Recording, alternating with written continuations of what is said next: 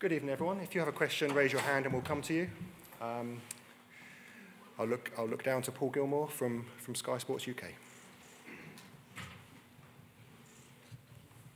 Hi, Mikel. Hi. How defining a week is this in your season, and what do you want to see from your players tomorrow night? A performance that put us in the Champions League semi-final, and all the preparation has been to achieve that, and we have earned it. We have earned it for 10 months and everything that we did last season to start that journey in the Champions League after so many years, and tomorrow I have an unbelievable opportunity to make it happen. Okay, John Cross from the Mirror. Hello, Mikel. What's the atmosphere been like since Sunday? Is it a dressing room that's immediately determined to kind of put the record straight and embrace this challenge? What's it been like? I'll throw the game away, and the one that we played a few days ago, because regardless of that result, it's going to have no impact in what's going to happen tomorrow. Refocus and start to build the confidence, the trust, the understanding of the performance that we have to put tomorrow to beat them and be through in the tie. Okay, Sammy Mockbell from the Mail.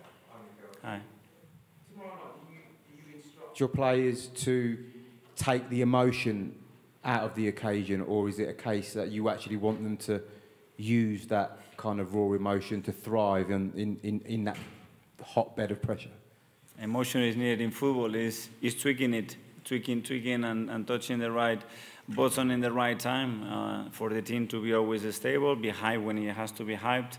And I think we did that really well in London, because after scoring the first goal, we had a game that we had a big chance to score the second one, and then suddenly in 5-10 minutes they are ahead, and we were really controlled, really mature, not to throw everything away in that moment, find our rhythm, our moment, score a really good goal, and the reaction of the team was straight away to try to score the third one. Ian from the BBC. Mikel, many of your players haven't been involved at this stage of the competition before, yet Bayern have lost their last 3 quarter-finals of the Champions League, so you could say that they're scarred by failure. How do you approach it, and how do you alleviate the pressure from your players for such a big game? Well, as you said, most of our players, they haven't experienced a night like this, and it's going to be the first one, and they are super motivated, they are prepared, they feel confident.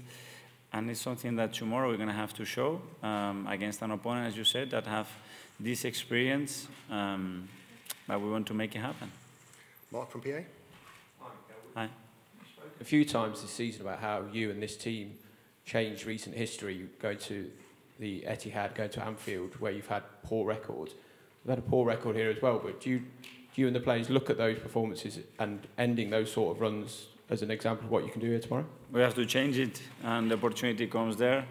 There's a lot of things that we can do to write that story very differently tomorrow. We know that, and it's going to be about putting a very, very strong performance, collective and individually, to earn the right to win the semi-final. James from ESPN. Hi, Mikel. Do you think you can go for it here, or are we likely to see a more kind of disciplined performance like City away, where you try and stay in the game and it's more sort of cagey? Well, depending as well in their approach, for sure I want my team to be ourselves. Regardless of the stadium, sometimes you want to do certain things, the opponent doesn't allow you to do it, but we want very clear how we're going to play the game, where we want to play that game, and what is going to give us the best chance to win it. Gentleman in the glasses. Hi, Mikel. In Germany, everybody's talking about Xabi Alonso and Bayern Leverkusen and how they are dominating the league and were able to dominate Bayern. I would like to know, did you analyze Xabi's Leverkusen in order to prepare for the game tomorrow, and did you have the chance to speak to Xabi to ask him for some advices? Well, first of all, big congratulations to Xavi and Granit, because it was our play as well. So happy for them. I'm very impressed for what they've done. And I congratulate him, obviously, because we are good friends and because I'm really happy for them. But that's a different story. We don't face their competition regularly, and it's a Champions League tie, so the game is very, very different. Sam from the Telegraph. Hi, Mikel. Hi. Just ask you, if I can, about this slightly weird situation that seems to be brewing with Alex Zinchenko and the fans, and some of them even seemed to jeer when he came off at the weekend. And seems to be a thing that's sort of bubbling away. Are you aware of that? What do you make of it? And what would you say to any fans who doubt Alex? We love Alex. That is giving us so much. He has given us a lot, and he's a player with different qualities, with an unbelievable courage to play football in any circumstances. And as we always demand, to stay with our players, give them support, because for sure they're going to perform better. Simon from the Standard. Mikel, when you've got people now saying this is the point where Arsenal faded last year, this is the point where they fade away, is that something that you block out from the team so they don't hear that noise, or do you say, look, this is what people are saying about you, prove them wrong? I cannot control that. I cannot take their phones, the TVs away, the people around them. We didn't lose anything last year because we didn't win anything. And first of all, you have to win it, and then maybe you can lose it. What we had is an unbelievable journey against the best team in the world, here and in Europe in the last 7 years. And this is where we want to be, and we're not satisfied. We want to be better, and that's the level that we are competing with. So we'll try again our best till the last day to try to bring those cups and be successful. Jordan from the Sun. Hi, Mikel. Hi. How important is it to get the team right from the start? In the first leg, you brought off Kiriot at half-time. There were some issues. Just how much have you been thinking about it, and how crucial is it that you get key positions right? Yeah, every game we will try to make the best possible decision regarding the moments that the players are in, the opponent, the scenario, a little bit considering every fact, and not only to start the game, but as well how the game can develop in relation to game state, and that's what we planned.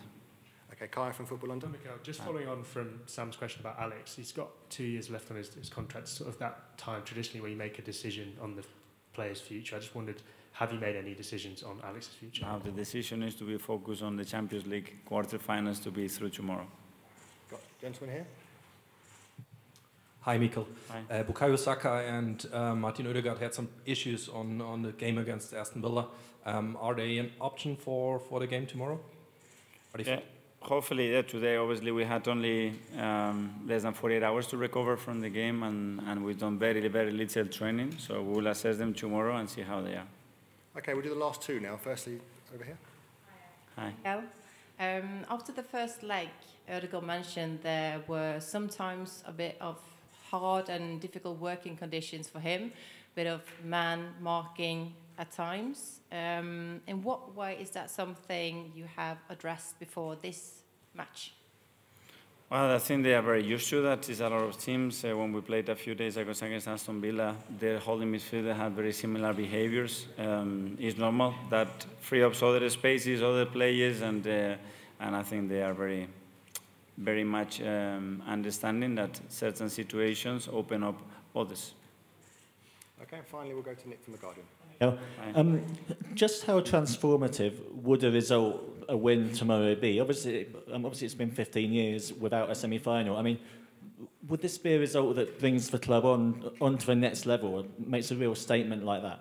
Absolutely, it would be unbelievable. If we make it happen tomorrow, we end the semi-final, we'll be in a really high emotional state, with something that we haven't achieved as a club for the last 15 or 17 years, and that's the opportunity. Okay, thanks everyone. See you tomorrow. Thank you.